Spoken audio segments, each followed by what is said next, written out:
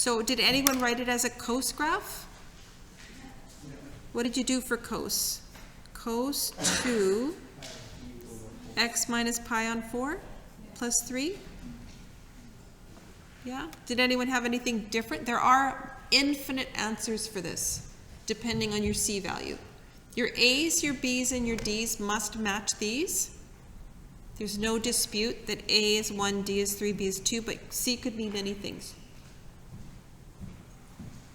Okay, next graph. I guess instead I'll just record everything just in case anyone disagrees. The total distance of my graph is 6. So halfway is 3. So here's my D. D is 1. A is 3. This time they're flip-flopped, right, from number 1. Let's see, I think my period is, I'm going in degrees. So if I could go, it's hard to go top to top or bottom to bottom, so I'm going to have to go on the midline. I'm going to say my period is from here to here. Period is 180. So B equals 360 over 180. Again, it's 2. And now I have to figure out what my C value is. C is, okay, I think C is, this is my first positive C value for sine. 1 tick is 30 degrees, right? 30, 60, 90. 90. So C is 90 degrees for sine. Or it would be hard to do for cos, right? But I guess we could do, what it would be is, if each one of these is 30, right? 120, 150. It's halfway between 120 and 150, right? Isn't it 135 then? Yeah. Like you can figure them out, they're just a little harder. Okay, so my equations are y equals 3 sine 2, x minus 90 degrees, don't forget your degree symbol, plus 1, or 3 cos 2 x minus 135 plus 1. Which is the hardest parameter to figure out, B or C? What do you think? C? Okay. Okay, let's go. So far so good, right? 2, oh, this is easy. D is, it's nice when D is right in the middle. D is 0. Okay, A is 2, D is 0. This one's a little tougher to figure out too, isn't it? But I guess I'm going to have to go by, I think I'm going to have to go by my median values again. Up, down, up. Okay, so 1 tick equals pi on 3. So 1, 2, 3, 4, 5, 6. Period is 2 pi, right? Period is 6 pi on 3s, right? Or 2 pi. We know immediately then that B is 1, right? If the period 360 divided, or 2 pi divided by 2 pi is 1. Okay, A, B, D, here we go. C, you say it's the toughest one? Well, 1 tick equals pi on 3, we said. So this would be C, wouldn't it, for sine? So I think C is just pi on 3 for sine. Does anyone want to guess what that would be for cos? Let's see. We'd have to divide it into sixths then, right? 1 6, 2 6, 3 6, 4 6, 5 sixths. 5 6 pi for cos. Just if, in case anyone did cos. I don't know if you, I would definitely choose sine if I had a choice. 2 sine x minus pi on 3. No, I wouldn't put the plus 0. I would just leave it as nothing. Okay. I'm not going to bother writing the cos one out because I probably wouldn't choose that one. Okay, next one, what do I have here? I've got 4 down and negative, 2 and positive. Graph is 6 in total height. So that means my A is 3. 1, 2, 3, and here's my D. D equals negative 1. My period, again, what am I going to use here? 1, 2, 3, 4. 1 tick equals pi on 4, a quarter. So I guess I could count again, right, using like how Rahel did it first. If I did it 1, 2, 3, 4, 5, 6, 7, 8. Period is 8 pi on 4s, which is 2 pi again, so B is 1. Okay, so C equals, I would say this is C, right, for sine? And this is C for cos. So if each tick is pi on 4, C is pi on 4 for sine, or C is 1/4, 2/4, 3/4, 3/4 for cos.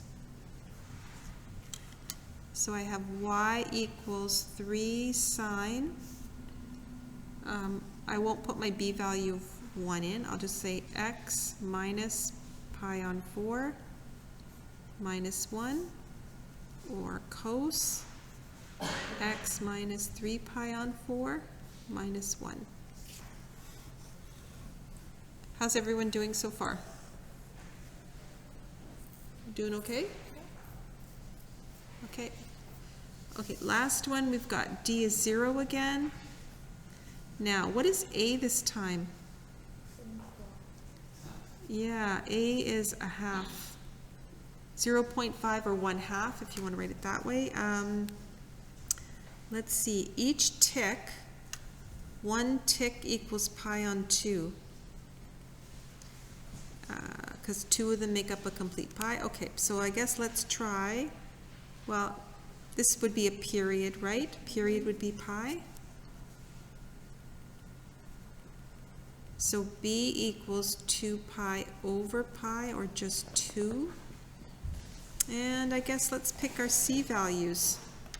This would be C for sine. And this could be C for cos.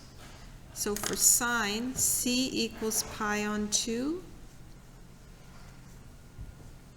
And who wants to give me what C would be for, yeah, 3/4 of the way through, right, for cos. So y equals 0.5, or 1/2, you could write 1/2 as a fraction, sine 2, x minus pi on 2, plus 0, which I wouldn't record, or y equals 0.5 cos 2, x minus 3 pi on 4, plus 0.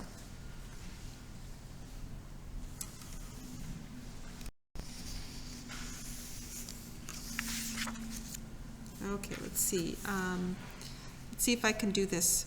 Y equals 4 sine 2 x minus 45 degrees. Yeah? Okay. Or y equals 4 cos 2 x minus 90 degrees. Okay, this little one looks a little weird on the bottom. So what am I doing? I might have to use a little bit of, so my whole graph is what? 1, 2, 3, 3 units high, a half, 1, 1.5, 2, 2.5, 3. So A is going to be 1.5, and D will be -3. Okay, my period is, so this is using whole number radian units. So my period is 4. So B will be 2 pi over 4, or pi on 2. And C is really nice for cos, right? C doesn't shift at all for cos. But my first C value for sine would be here. So 3, right? Halfway between 2 and 3. So 3 for sine. So my equation is 1.5 cos pi on 2 x. And there's no shifting, so you don't have to use brackets. I mean, if you wanted to, you could. Minus 3. or y equals 1.5 sine pi on 2 x minus 3 minus 3.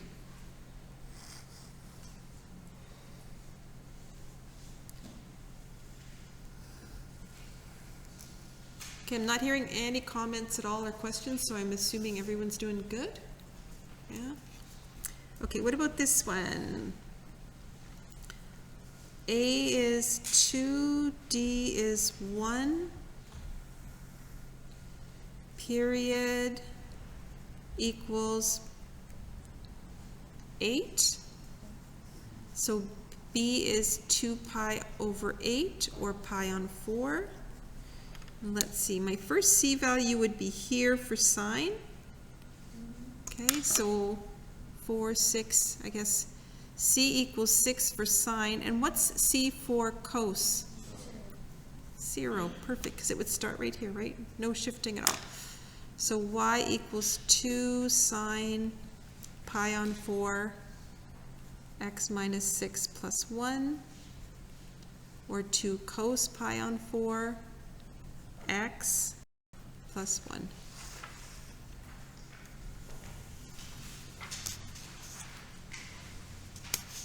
And then last page,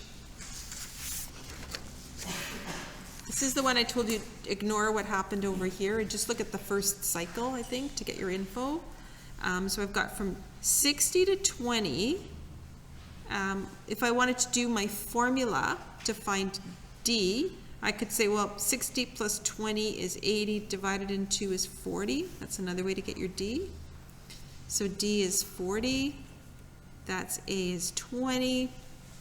Okay, period, really nice and easy to see if I go peak to peak just in that first cycle.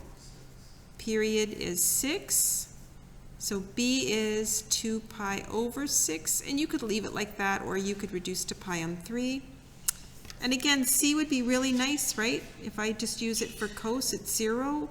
Or, what would this be?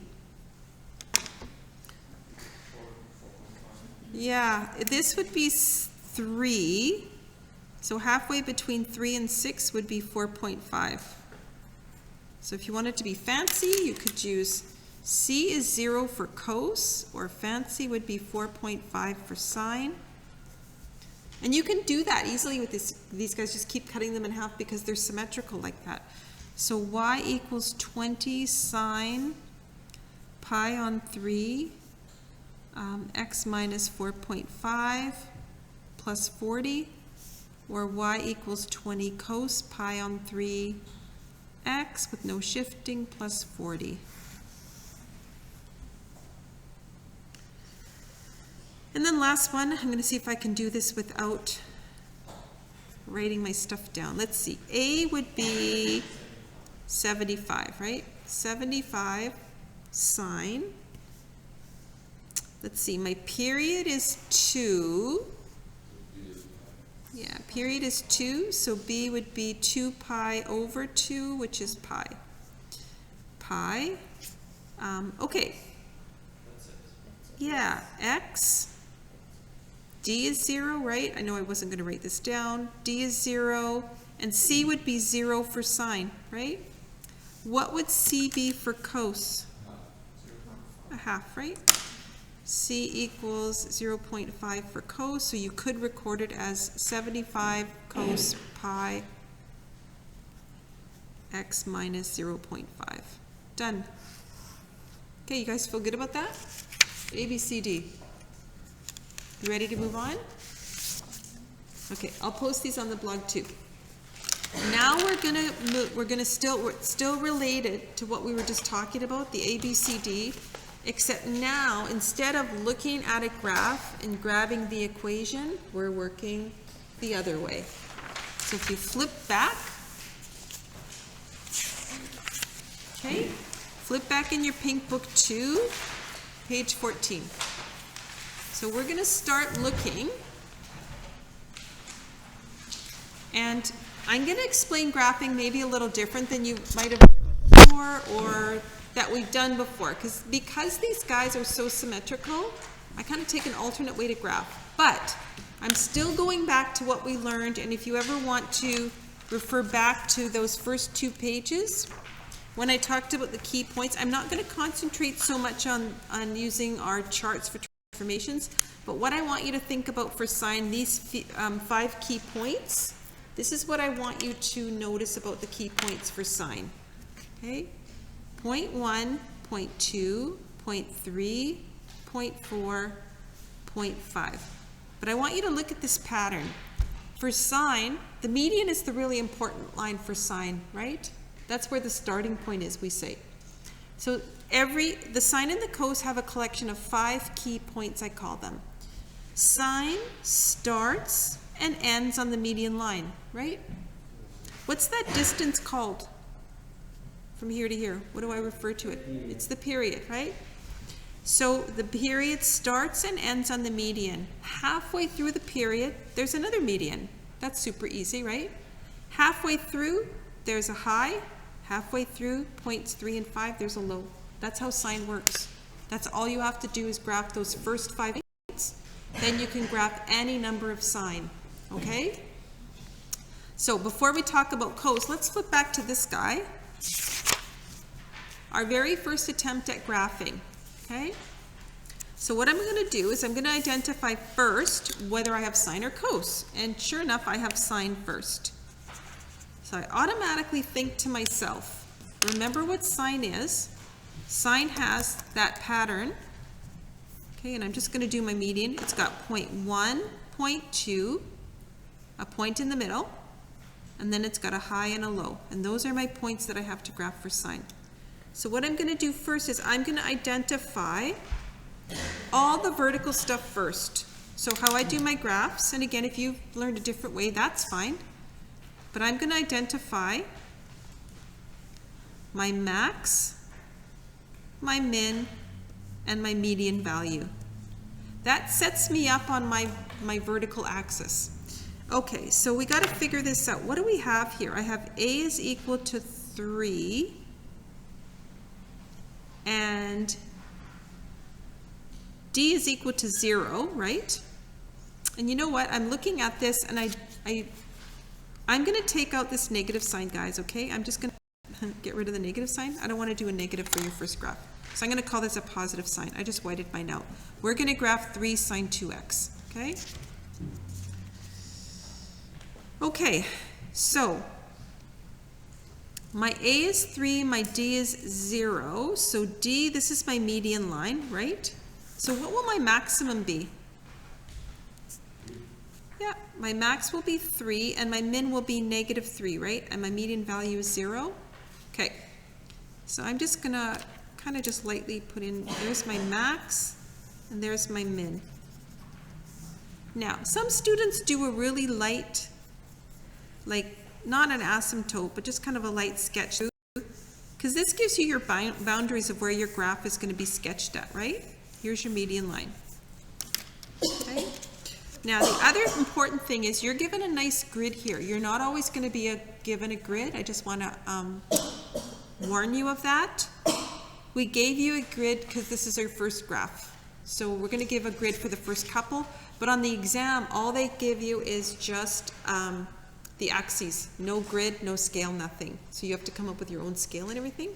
But for the first graph, what do I have here? I have a graph that 1 tick equals pi on 4, right? 1, 2, 3, 4.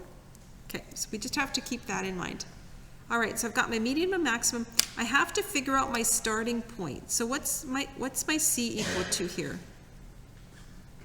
There's no shifting, so C is 0, so I know where to start. We start on the middle line. That's nice.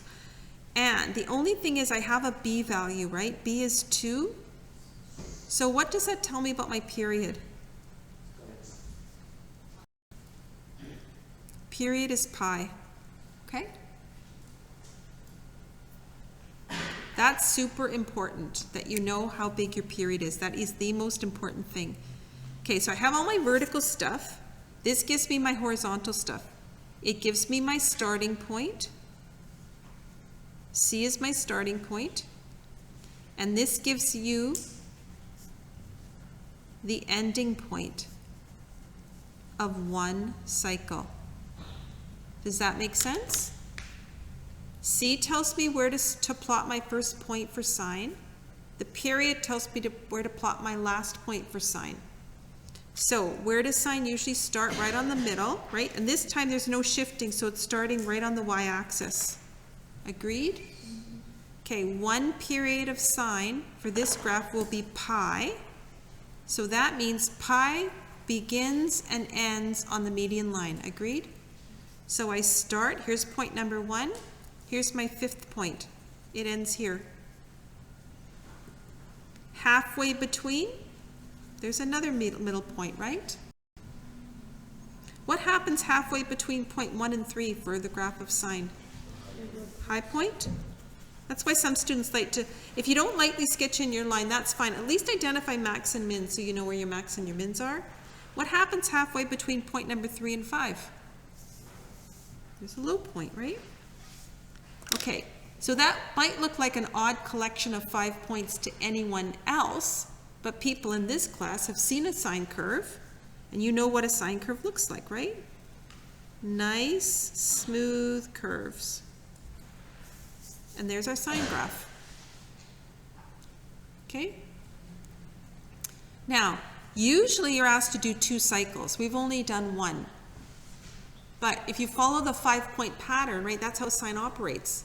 So I'll do my next cycle. Here's my starting point. It was the ending point of the old one. Here's my new starting point. My period ends at pi, so I move along to 2 pi. I find my 5th point. My 3rd point is right in the middle as well.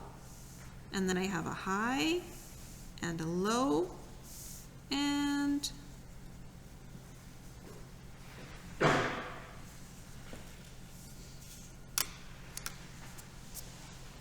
I've graphed 2 cycles, correct?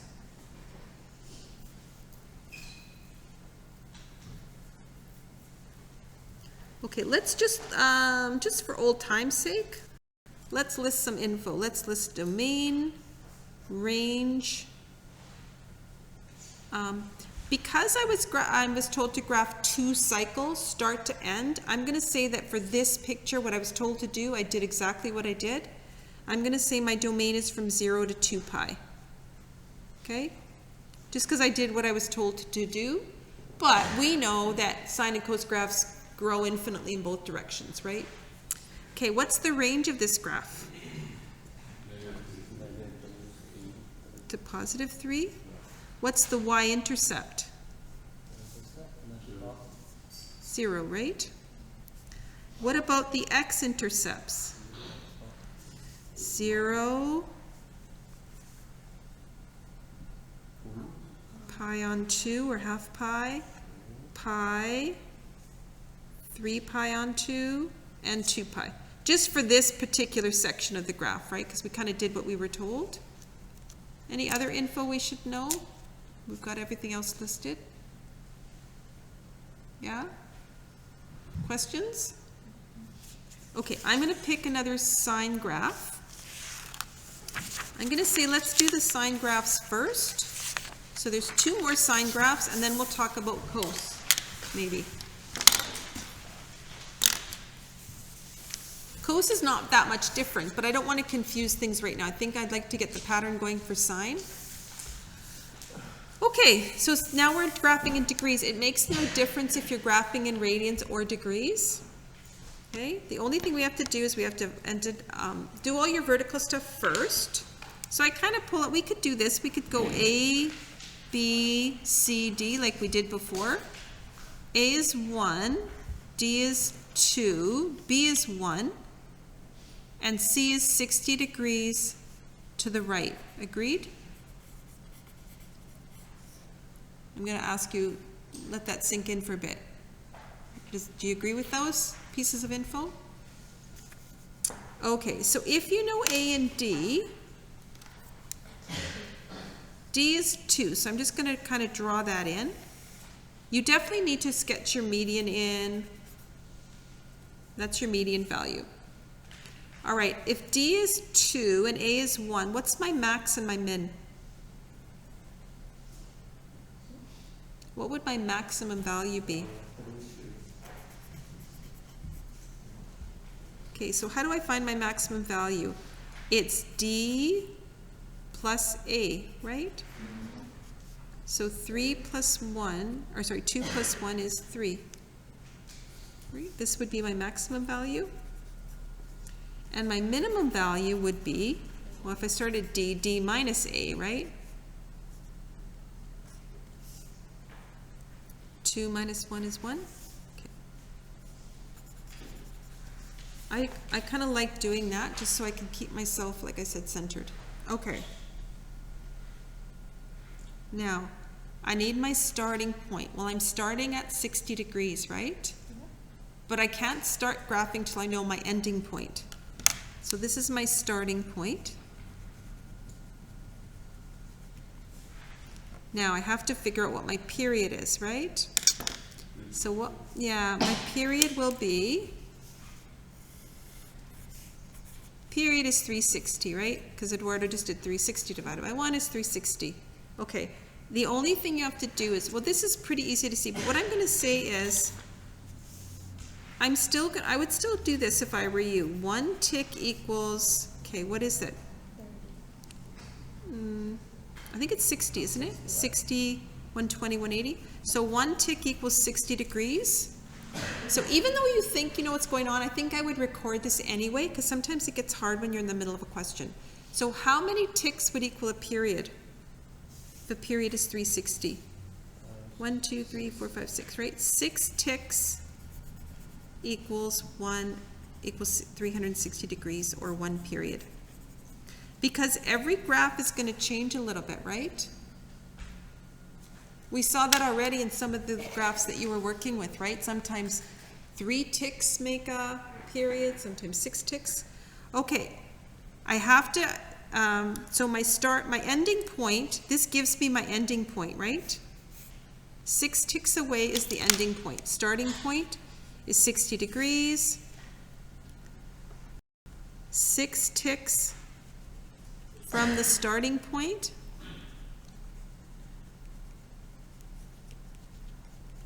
is the ending point. Okay, so everyone finds 60 degrees. It's right here, right? And we're graphing sine again. So I have to count 6 ticks for my last point on the cycle, right? 1, 2, 3, 4, 5, 6. And then halfway between is another middle point, right? So that would be 1, 2, 3. Halfway between, so you're going to go 1.5, I guess, is a maximum point. And halfway between point 3 and 5 is a minimum point.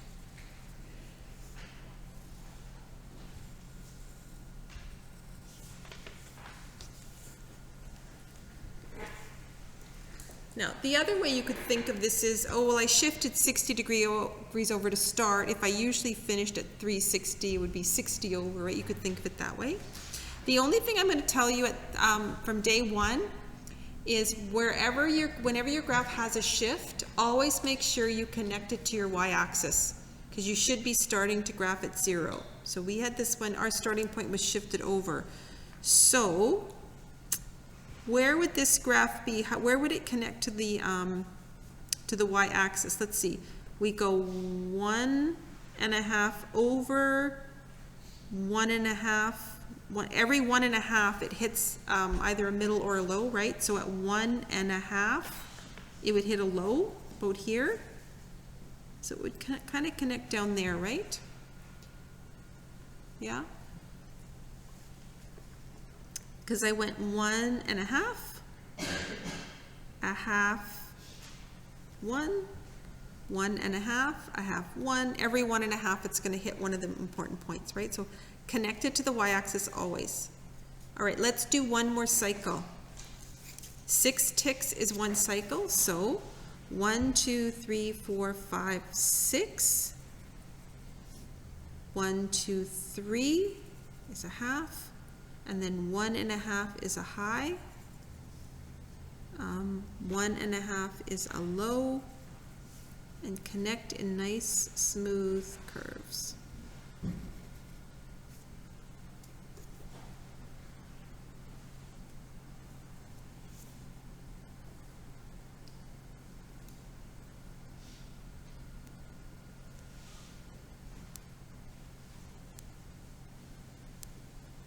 Okay, there have to be some questions, no? Max, min, median should be easy, right? If you can identify that, that gives you your kind of your grid, your lines to color in. The only part is find your C-value, and you'll got to look at every graph to know how many ticks make a period. In order to use this method, you have to know how long the period is, right?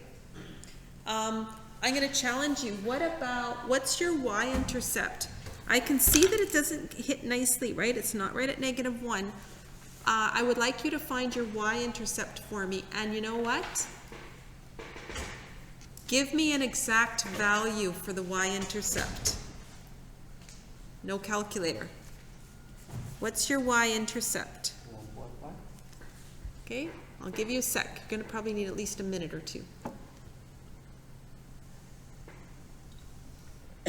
Everyone remembers procedure for y-intercept, right? Replace x with 0 and solve for y.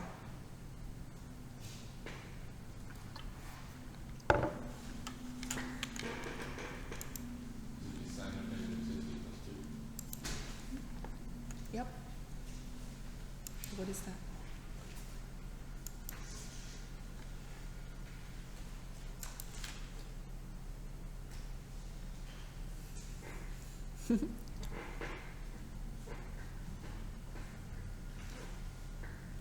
You can use notes if you need it, but no calculator.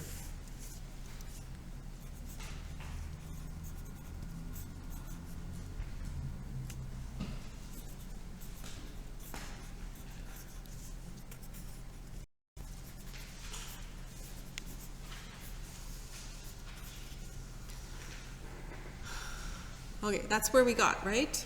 Y of -60. Okay, so there's sine of -60. What's your sine value for your reference angle at 60 degrees? Do you remember? Sine √3/2. So down in quadrant 4, it would be -√3/2, right? -√3/2 plus 2.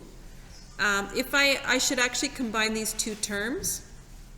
So it'd be -√3 plus 4 over 2. Okay, so that's your y-intercept in exact value form. Let's see what that actually equals. Who's got a calculator out? Abdullah, you have your calculator out? No? Yeah? So it would be -√3 equals plus 4. Divide 2.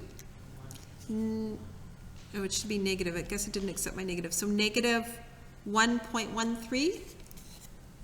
It doesn't really fit, does it? Or sorry, no, it's not in the negatives, it's positives. Sorry, that's correct. 1.13, right? Yeah, right there, just over the 1. So that's your y-intercept. Your x-intercepts, what are your x-intercepts?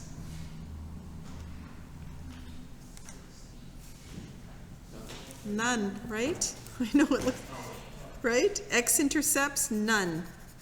I know, I had to look twice too, because the x-axis is way down here. Okay, let's do one more sign, and then I'm gonna send you on your way with some graphs, but I'm just gonna tell you to concentrate on the sine graphs.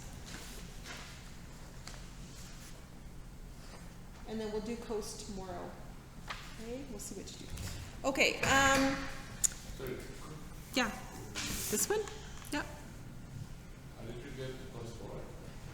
Well, you can't, remember I keep saying you don't have to simplify, and you don't have to simplify fractions, but you do have to combine terms. Oh, so I'd need an LCD of 2, so that would be great.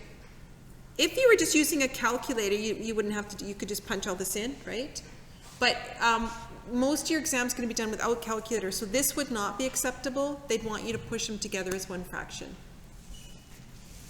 Okay, let's try one more sign. Any other questions? Everyone's so quiet. All right, let's try this last one. Notice, I don't know, are you up for it? Or should I stop? Are you guys up for this? Yeah? Okay, notice this one doesn't have any grid for us. So it's challenging. But we have enough time. Okay, let's write what we got. A is 2, B is pi on 2, C is, what is C? -1, and D is 3. Okay. Now, before I do this graph, before you make your grid or anything, you really should figure out your starting point is -1. That means it's going to be, you know what this grid is going to be? Because that's telling you your x-axis. This graph is going to be one of these guys. Sorry. This graph is going to be one of these guys, right? Where the axis is just measured off in real numbers. So that means all these pi's should disappear somehow. Let's see if they disappear. The period is going to equal 2 pi divided by pi on 2, or 4. Okay, so that means it's going to be one of those graphs where the x-axis is just measured in just whole numbers, right? Whole radian measured numbers. So we're definitely going to need a ruler, and I want 2 cycles. So period of 4, period of 4. I have to at least include, my x-axis should be at least 8 units long, right? So make sure you, we got to make sure we pick a scale. I think if I'm using the inches one, I think I'm going to go 1/2 inches. It should work for me. So if I just say that's 0, 3, 4, 5, 6, 7, 8. And then I'll include one more. So this is 0, and this is my y-axis. Should have figured out. Now, how high do I have to go on y? I have to go pretty high, don't I? How high do we have to go for y?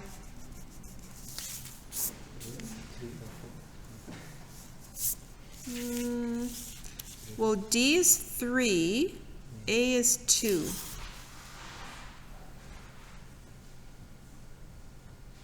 I should have put mine down lower. So how high do I have to go?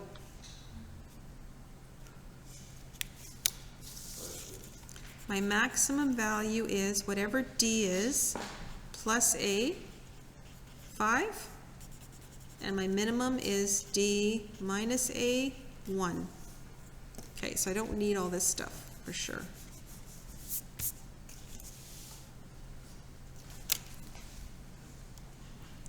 I should have moved my whole grid down.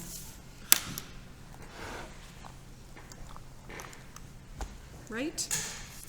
Which I think I'm going to do. I'm going to take 1 minute and just move it down. Because I don't need anything in the negatives. I should have realized that before.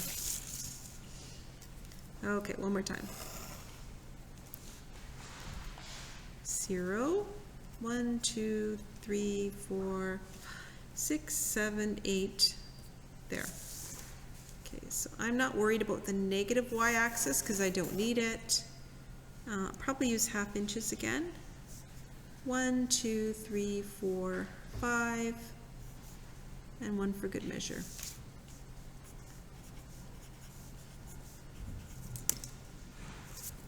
And then 1, 2, 3, 4, 5, 6, 7, 8, 9. I'm going up to 9.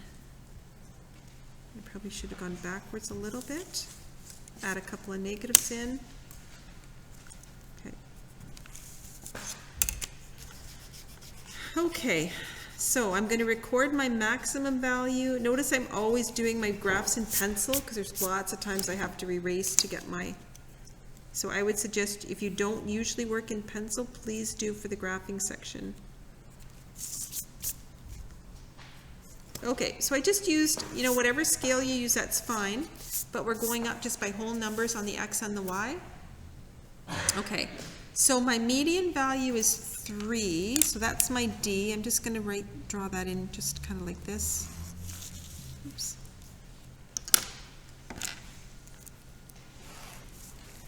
Nothing's...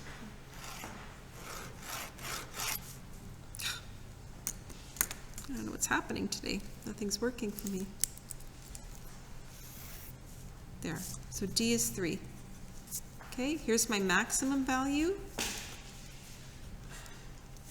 and then my minimum value, just so I know where I am. All right, my starting point is -1. Okay, so my starting point's -1. I'm just going to actually plot that right now. So on the median line, there, that's where my starting point is for sine. Now 1 tick equals 1 unit, you can clearly see that. My period is 4. Okay, so I'm just going to count 4 units. 1, 2, 3, 4. There's my ending point for sine. Halfway between that, it'll be 1, 2. That's my middle point. Halfway between that is a high point, right? And halfway between these two is a low point. So that should be my first cycle.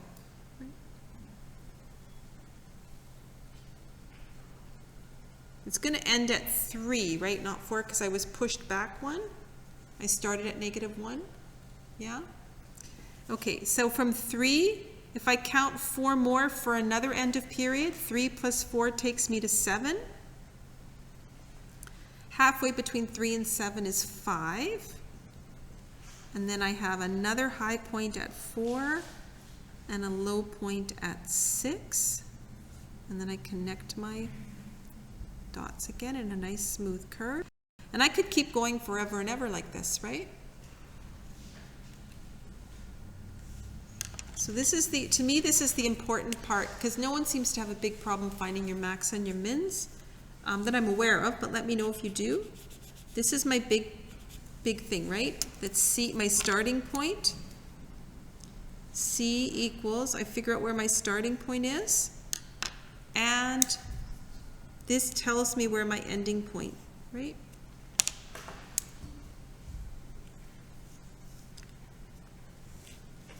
From C, my starting point,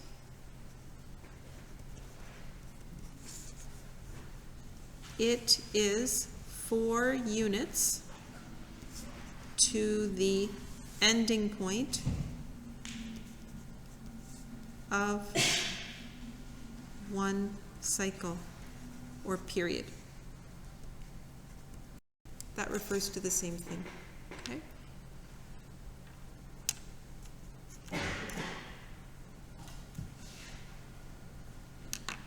So where would my next ending point be? It would be at 11, right? And the reason, like I say, these are so easy to work with is because you just keep dividing things into halves, right, to find the next little section. Okay, so that's all the sine graphs graphed.